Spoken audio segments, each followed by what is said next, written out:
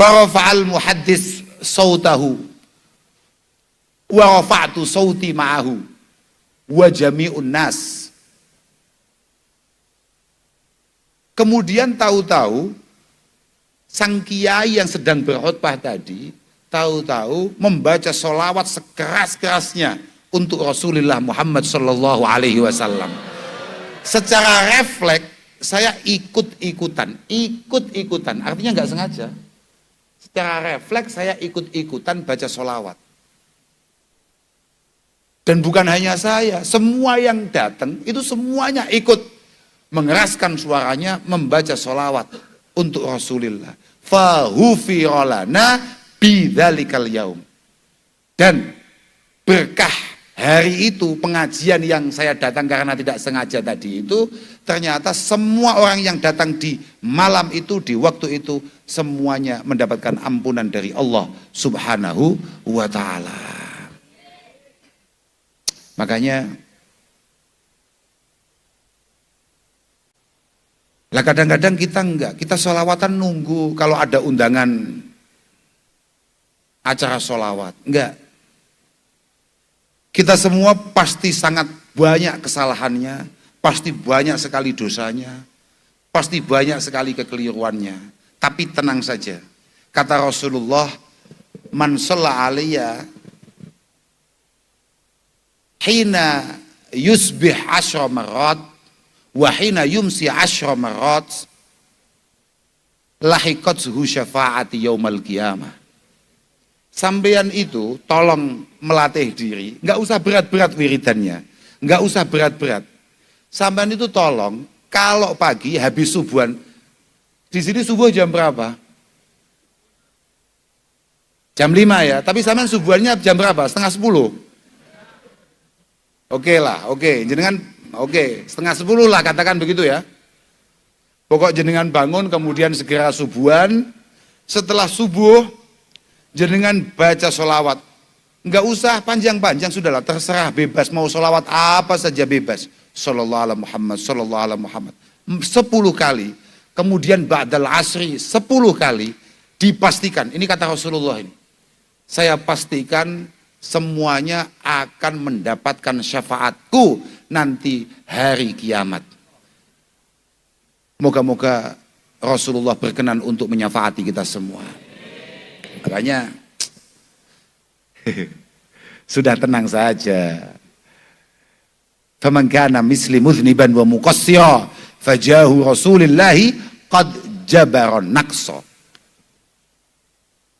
Orang-orang yang masih kayak saya, banyak dosa, banyak salah. Tenang, kita ini umatnya Rasulullah Muhammad Sallallahu Alaihi Wasallam yang selalu siap untuk menutup, untuk menambal semua kesalahan dan semua dosa-dosa kita. Sudah, memang kita ini enak Pak, kita ini memang kadung enak, umatnya Mbah Kanjeng Nabi. Tapi di luar semua keenakan itu, mengingat acara malam hari ini adalah acara kepesantrenan, saya hanya akan matur bahwa Al-Falah Ploso itu adalah sebuah pondok yang dibangun oleh kakek kami tahun 1925. Makanya besok Januari, 1 Januari 2025 adalah ulang tahun pondok kami ke-100. Jenengan boleh jadi hari ini ikut meramaikan, ikut mendoakan acara 1 abad pondok pesantren Al-Falah. Kami sangat berterima kasih sekali akan itu, dan kami bisa pastikan jenengan tidak bisa ikut untuk ulang tahun kedua 2 abad. Pasti itu. Jadi bagi siapapun teman-teman NTB yang tidak ikut meramaikan, tidak ikut hadir untuk acara 1 abad Al-Falah, saya pikir sangat sulit untuk kemudian bisa hadir di acara abad kedua pondok pesantren Al-Falah. Kalau bisa, mungkin sangat tipis kemungkinannya. Al-Falah merupakan satu pondok yang sebagaimana tadi dijelaskan dalam video tadi itu, yang membuat pada akhirnya kami agak sedikit malu karena melihat kebesaran, keistimewaan orang tua kami, kakek kami. Al-Falah adalah pondok yang tidak memiliki warna lain kecuali ngaji, Pak. Ngaji, kecuali ta'lim ta'alum. Maka kakak kami selalu mengatakan afdhalut turuq ilallah thariqatut ta'lim wa ta'allum. Cara paling efektif, cara paling cepat untuk menuju Allah Subhanahu wa taala adalah belajar, setelah selesai belajar kemudian mencoba untuk mengajar. Untuk menyebarkan sedikit keilmuan yang mungkin didapatkan. Itu cocok dengan dawuh walikulli wahidihim tariqun min turuq yahdaruhu fayakunu min dawasila. Semua orang punya cara untuk menuju Allah Subhanahu wa taala. Semua orang bebas memilih lewat jalur mana dia menuju Allah Subhanahu wa taala.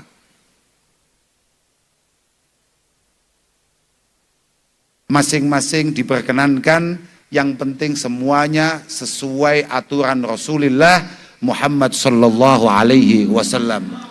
Kajulusihi bainal anami murabbiya. Di antaranya yang pertama, yang paling efektif, kajulusihi bainal anami murabbiya, sebagaimana tuan guru ini. Maklumlah, pengabdian beliau untuk umat, pengabdian beliau untuk masyarakat pasti akan kemudian membuat beliau mudah untuk usul, untuk nyampe fi hadratillah, menyampe ila hadratillah, nyampe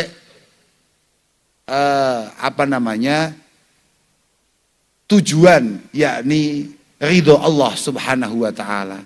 Ada lagi wa kasratis shalah, kasaumis shalah. Ada lagi cara paling efektif ya, atau cukup efektif untuk menuju Tuhan. Wa kasratil awradi kasaumis shalah. Ada orang itu enggak begitu kelihatan, dia juga tidak banyak berdakwah, dia tidak banyak mengaji, tidak banyak mengajar, tapi dia banyak melakukan wirid-wirid, sering melakukan puasa, melakukan sholat, mujahadah dan lain sebagainya. Itu bisa, tapi itu bukan jalur kami. Karena saya ini termasuk orang yang gak kuat puasa, Pak. Iya, Pak, saya ini mohon kalau besok ada puasa Ramadan, tolong saya diundang ke sinilah, supaya saya punya alasan untuk kemudian membatalkan puasa. Iya kan, ini sudah jauh sekali toh, lumayan ini, jauh sekali ini. Dan saya pikir kalau saya tidak puasa di sini, jaranglah yang tahu. Kalau nggak puasa di rumah itu kan jelas konangan itu, jelas ketahuan itu, bahaya itu. Kemudian wakahid matin linnas. Cara efektif berikutnya untuk menuju Allah Subhanahu wa taala, mengabdi untuk masyarakat. Kayak panjenengan, kayak teman-teman banser, kayak teman-teman aparat, itu semua. Itu semua adalah salah satu cara untuk kemudian menuju Allah Subhanahu wa taala. Atau wal hamlil hatab litasaddukin bimuhassalin mutamawwala. Atau cara berikutnya yang cukup efektif menuju Tuhan adalah kemudian bekerja secara sungguh-sungguh sampai sukses, sampai kemudian benar-benar disebut bisa berhasil, terus memberikan manfaat bagi orang lain. Dengan sedekah-sedekahnya, dengan lapangan kerjanya, dan lain sebagainya. Moga-moga jenengan kalau tidak begitu bakat jadi tuan guru atau kiai, moga-moga oleh Allah Subhanahu wa taala jenengan ditakdirkan jadi orang yang kaya, tapi yang bermanfaat untuk masyarakat di sekitarnya. Karena tidak semua orang bakat jadi kiai. Wong saya ini anaknya kiai, cucunya kiai aja, wajah saya aja nggak bakat kok jadi kiai. Apalagi wajah-wajah nggak begitu jelas kayak jenengan. Mohon maaf ini, jangan tersinggung. Memang jadi kiai itu berat. Jenengan lihatlah, wajahnya kan harus khusyuk, harus khudu sebagaimana tuan guru itu. Saya nggak tertarik karena saya mengingat jadi tuan guru itu hiburannya terbatas. Kalau saya jadi tuan guru di Lombok, bahaya itu. Saya nggak mampu itu. Bahaya betul. Ujiannya luar biasa ngeri. Kan nggak pantas kayak beliau sore-sore, harusnya beliau wirid, beliau zikir, beliau baca waqiah, baca yasin, baca kahfi, kemudian ditanya santrinya, mau kemana Tuan Guru? Saya mau ke Senggigi, kan nggak bagus ya? Kan kurang ya? Makanya saya nggak cocok Pak. Saya cocoknya ya sudahlah, saya jadi santri saja. Saya jadi santri, saya sudah bahagia.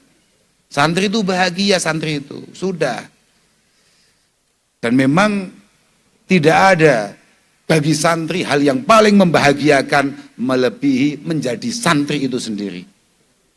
Tidak ada yang paling kami banggakan atau bahkan kalau perlu saya sebut sedikit kami sombongkan kecuali karena ditakdirkan oleh Allah Ta'ala menjadi seorang santri. Mengingat semua sepakat bahwa al-isnad minad-din. Al-isnad minad-din. Laulal isnad laqala man syaa masya'a. Bahwa agama ini harus kita dapatkan, harus kita pahami, harus kita contoh dari para guru-guru kita yang nyampe kepada Rasulullah Muhammad sallallahu alaihi wasallam. Kamu pikir apa? Mohon maaf ini. Tidak bisa kemudian kami menerima kampanye-kampanye misalnya. Ngapain kamu percaya kepada Tuan Guru? Ngapain kamu percaya terhadap para kiai? Kiai bisa salah, guru bisa salah. Iya, itu betul. Beliau-beliau bisa salah. Tapi beliau-beliaulah yang mengenalkan siapa Rasulullah Sallallahu Alaihi Wasallam.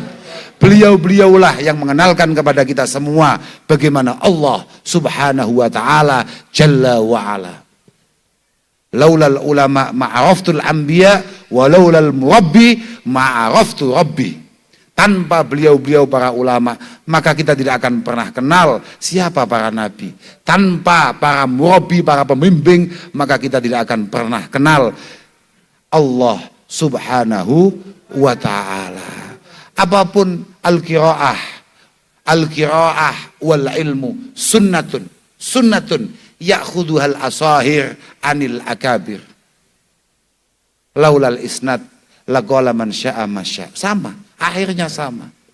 Bahwa Al-Qur'an dengan segala kandungannya, Al-Qur'an sebagai jalur utama petunjuk kita menuju keselamatan di hadapan Allah dan segala keilmuan yang ada itu adalah perilaku sunnah Pak, sunnah perilaku yang kita lihat, kita contoh anil akabir, sebuah perilaku yang kita contoh sebagai para junior dari para senior, dari kita yang masih muda-muda, dari para yang sepuh-sepuh. Makanya para hadirin yang saya hormati, bagi panjenengan-panjenengan yang kebetulan sudah mulai punya anak, punya putra-putri yang di usia-usia pendidikan, tolong selain panjenengan perhatikan bagaimana pendidikan formalnya, tolong jenengan jangan lupa betapa pentingnya untuk mengarahkan anak-anak panjenengan semua ke pendidikan-pendidikan diniyah, pendidikan-pendidikan agama. Karena sebuah kecerdasan tanpa landasan agama dan etika itu hanya mengancam kehancuran di depan mata. Maka menjadi sangat penting sekali bagaimana keluarga kita, anak-anak kita yang menjadi tanggung jawab kita di hadapan Allah untuk selamat fiddin wa dunya wal akhirah. Moga-moga keluarga panjenengan semuanya diselamatkan oleh Allah Subhanahu wa Ta'ala, diberi hidayah, diberi futuh, dibuka hatinya untuk kemudian memiliki kemauan ngaji, memiliki kemauan untuk tolabul ilm fil ahkam ad-diniyah, fil ahkam asyariyah. Moga-moga jenengan diberi kemudahan oleh Allah Subhanahu wa Ta'ala mengarahkan anak-anak panjenengan, adik-adik panjenengan, keluarga panjenengan supaya mereka semua pada mondok. Saya enggak ngomong mondok harus di pelosok, enggak. Saya paham bahwa di NTB ini sudah sangat cukup sekali. Sudah sangat cukup sekali pondoknya. Sudah sangat luar biasa. Mungkin kalau untuk kemudian cari pengalaman, monggo. Kalau panjenengan kira putra panjenengan, adik panjenengan, tetangga panjenengan, sudah mulai cukup ngaji di tanah NTB ini, kemudian pengen pengalaman lebih, monggo panjenengan buang saja beberapa tahun di Jawa. Banyak di sana pondok-pondok luar biasa. Ada pondok Lirboyo dengan segala kegagahannya. Ada pondok Tegalrejo, ada pondok Sarang, ada pondok Langitan, ada pondok, ya saya mau ngomong pondok Ploso begitu kan kayak kampanye saya. Enggak ya, wong tadi sudah dikampanyekan sama teman-teman alumni, mau ngapain lagi? Dan lagian pondok kami ini sudah agak overload, Pak. Jadi kami memang nggak begitu kampanye untuk, dan mohon maaf ya, saya 2009 atau 2013 tadi itu ke sini, santri dari NTB itu masih sangat sedikit, dan itu hanya dikuasai dari daerah apa namanya Skarbele, apa? Skarbele, bele, mbolah iku pokoknya, nggak jauh-jauh dari situ, pokoknya di sekitar Lombok Barat ya. Ya daerah ini ya. Nggak jauh-jauh dari sekitar ini. Nggak banyak anaknya, mungkin sekitar anak berapa puluh begitu saja. Tapi hari ini hampir 500 lebih anak-anak dari NTB yang ada di rumah kami.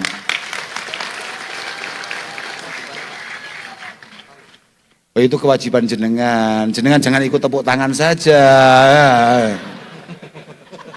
Lah kok malah ikut tepuk tangan? Tepuk tangan biar mereka. Jenengan berkewajiban harus memikirkan bagaimana kemudian mereka bisa nyaman, bisa aman ngaji di Al-Falah. Mohon maaf Pak, jangan sampai ada orang NTB ketika jenengan terpilih kemudian tidak jadi mondok karena terkendala biaya atau apapun. Wah, mohon maaf itu. Catak ya. Mulai menyesal dia ikut ngaji. Enggak lah Pak, itu bagus Pak. Karena apa? Kalau sampai nanti, dan moga-moga semua teman-teman yang pada ngaji di Jawa, dimanapun itu, moga-moga diberi keberhasilan oleh Allah Subhanahu wa Ta'ala, yang pada akhirnya membawa NTB menjadi NTB yang lebih diridhoi oleh Allah Subhanahu wa Ta'ala. NTB yang maju tapi berkebudayaan, kemudian memiliki etika agama yang kokoh, yang kuat. Gitu Pak. Cocok ya Pak ya?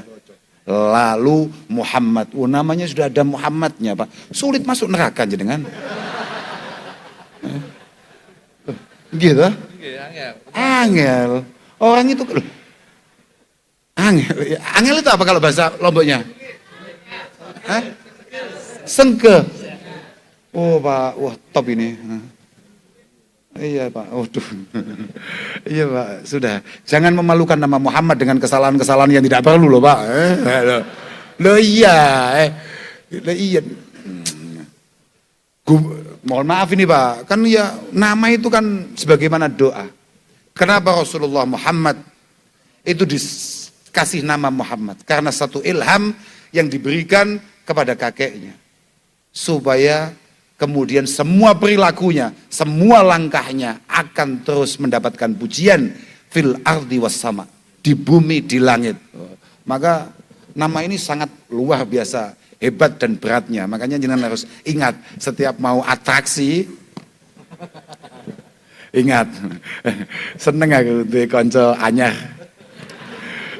Saudara Lalu Muhammad. Ternyata Lalu itu gelar, ya. Kalau di Jawa mungkin kayak Raden begitu. Nggih. Ngeri. Wah. Apa? Lalu Muhammad Iqbal. Bangsawan ya. Lalu Muhammad Iqbal. Iqbal itu fokus Pak. Lah, iya kan? Fokus Pak. Iqbal itu fokus. Ketika jenengan kemudian Allah Ta'ala takdirkan sebagai pemimpin, panjenengan harus benar-benar fokus. Bukan untuk panjenengan, mohon maaf, bukan untuk keluarga, tapi untuk masyarakat.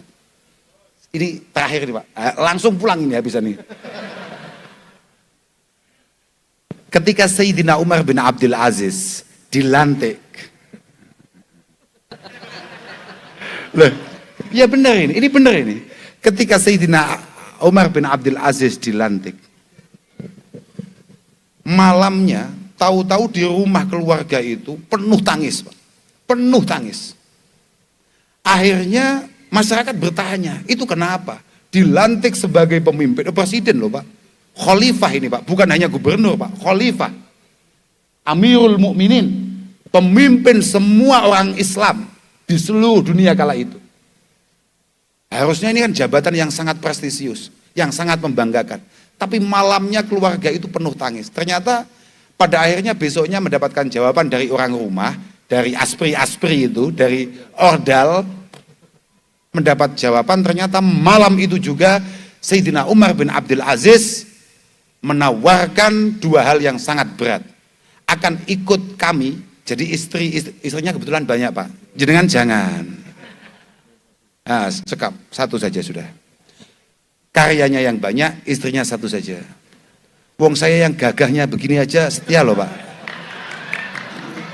Jenengan jangan sampai tidak. Loh, itu istri saya Pak. Itu Pak, tolong Pak. Pak, itu istri saya Pak. Nah, itu istri saya. Usianya 18 tahun itu Pak. Loh ya. Karena gini, kemarin lusa itu saya ulang tahun Pak. Loh iya. Kemudian saya ditanya, seumur-umur belum pernah diulang tahun nih saya. Nggak tahu kemarin bagaimana ceritanya, kemudian dia ulang tahun nih sama orang itu. Tapi nggak ada yang tahu, saya itu umur berapa. Akhirnya saya ditanya, berapa Gus usianya? Saya jawab, saya ini 2 tahun lebih tua daripada istri saya. Istri saya 18 tahun. Nah itu Pak. Nah itu. Saya tadi cerita apa, tadi sampai lupa saya. Gitu loh Pak, saya kalau sudah melihat istri saya lupa semuanya Pak.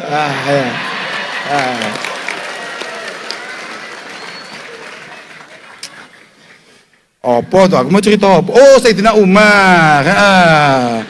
Dia kemudian memberikan tawaran kepada istri-istrinya. Ini saya dilantik sebagai pemimpin umat. Pemimpin umat berarti adalah pengabdi umat. Saya tawarkan kepada kalian semua. Mau saya ceraikan sekarang, apa ikut membersamai saya mengabdi kepada umat. Tapi ketika kamu memutuskan untuk mengabdi, berarti kamu tahu bahwa waktu saya di pagi hari, siang hari, sore hari, malam hari, ketemu pagi lagi, itu semuanya untuk umat. Bisa jadi 1 bulan ke depan, mungkin 6 bulan ke depan, setahun ke depan, saya bisa jadi tidak menyentuh kalian semua. Wah itu Pak, lah itu loh Pak. Nah, contohnya kayak begitu itu. Lah, mulai mikir deh, kok abot, kok berat, kok berat, ya. Tapi enggak Pak, kita ini kan manusia biasa. Kalau beliau kan tidak, beliau kan memang manusia terpilih. Beliau memang manusia istimewa di sisi Allah Subhanahu Wa Taala. Paling tidak, waktunya panjenengan mengabdi kepada umat harus panjenengan maksimalkan sebaik-baiknya. Dan ketika panjenengan harus menyapa keluarga, membersamai keluarga, ya harus panjenengan lakukan untuk itu semua. Tapi jangan sampai kepentingan keluarga kemudian mengalahkan kepercayaan umat, masyarakat yang sudah berjuang untuk panjenengan semua. Kira-kira begitulah. Pun saya tidak perlu matur apa-apa, saya hanya bisa matur jazakumullah ahsanal jaza. Saya terima kasih sekali untuk masyarakat NTB, masyarakat Mataram pada khususnya, panjenengan sudah berkenan untuk meramaikan pra 1 abad Pondok Pesantren Al-Falah Ploso. Panjenengan doakan moga-moga Ma'had Al-Falah senantiasa dalam lindungan Allah Subhanahu Wa Taala. Kami semua para khudama'il Ma'had, para pengabdi di Ma'had Al-Falah, moga-moga senantiasa diberi istiqamah, diberi kekuatan lahir batin oleh Allah Subhanahu Wa Taala. Dan tolong doakan guru-guru kami, masyayikh kami, kiai-kiai kami, moga-moga senantiasa dalam keadaan syihah wal afiyah. Orang tua kami yang tadi disebut usianya sudah di atas 90 tahun. Di atas 90 tahun. Tidak jauh mestinya dengan guru kita semua, murabbi arwahina, Tuan Guru Turmudi. Beliau sudah cukup lemah, tapi alhamdulillah orang tua kami sampai hari ini masih terus mengaji. Setiap hari beliau masih terus mengajar. Beliau setiap sore masih membaca Bukhari, setiap ba'dal maghrib masih membaca tafsir Jalalain. Kemudian di momentum Ahad, momentum hari Minggu manis, kalau orang Jawa itu ada namanya Ahad Legi. Minggu manis beliau masih membaca hikam, bidayah. Panjenengan doakan, moga-moga senantiasa diberi kesehatan oleh Allah Subhanahu wa Ta'ala, bisa membersamai kita, mendoakan kita. Saya tadi ditanya sebelum awal-awal kenal ditanya, orang tuanya usianya berapa? Sekitar 93, 94. Bapak, saya bilang begitu. Itu masih sehat ya, alhamdulillah. Orang tua kami hanya terkendala agak sulit kalau jalan, tapi kalau yang lain semuanya sehat. Ingatan beliau masih utuh, masih sehat. Kemudian beliau cerita, Tuan Guru Turmudi juga sama. Beliau cukup lemah secara fisik, tapi ingatannya sama sekali tidak memudar. Tadi beliau cerita begitu. Terus kemudian beliau tanya, itu kira-kira faktornya apa ya? Kiai-kiai kita kok bisa utuh begitu? Saya juga menjadi mikir, ini pertanyaan yang cukup sulit. Akhirnya saya ingat, saya itu punya badut. Tadi malam itu tahu-tahu di mobil, itu nyanyi dia. Syakautu ila waki'in su'a hifdhi fa'arsyadani ila tarkil ma'asi. Satu ketika Imam Syafi'i bertanya kepada gurunya Waki' Ibnul Jarrah Al-Ataki Al-Kufi, Kiai, saya merasa saya kurang cukup kuat daya ingatnya. Kira-kira ada masukan apa supaya saya mampu mengingat semua keilmuan yang saya pelajari. Ternyata kata Imam Waki mengatakan, jangan sekali-kali kamu membiasakan melakukan kesalahan-kesalahan walaupun itu kesalahan kecil. Hindari maksiat-maksiat sebisa mungkin semampu kamu. Karena fa'innal piye terusane piye? Terusannya piye? Karena ilmu itu adalah nur dari Allah Subhanahu wa Ta'ala, dan nur merupakan hadiah dari Allah yang sangat istimewa. Tidak mungkin kemudian nur itu diberikan, diletakkan kepada orang yang sama sekali tidak peduli akan kelakuannya. Kita salah itu biasa, kita dosa itu biasa, itu manusiawi. Tapi ketika kita tidak merasa salah, tidak merasa berdosa, tidak merasa buruk di hadapan Allah, itu masalah. Itu masalah. Makanya tadi saya sempat ketemu sama teman-teman alumni, saya hanya berpesan kepada alumni, jadilah santri yang menarik, jadilah santri yang membaur. Sebagaimana yang disampaikan oleh Sayyidina Ali, kun indallah khairan nas. Ketika kamu lagi berduaan dengan Allah Ta'ala, dalam tahajud kamu, dalam sholat kamu, dalam ibadah kamu, jadilah pribadi terbaik. Wa indan nafsi syarran nas. Tapi bangun dalam perasaan kamu, kamu adalah manusia paling buruk. Wa indan nas rajulan minhum. Dan ketika kamu harus bermasyarakat, harus berbaur, kamu harus punya perasaan, punya kesadaran, kamu hanya salah satu dari mereka semua. Jangan sekali-kali kamu merasa tinggi hati, merasa besar kepala, merasa ditokohkan, merasa kemudian dipandang orang. Kalau kamu sampai punya perasaan seperti itu, celaka di depan mata. Na'udzubillahi min dzalik.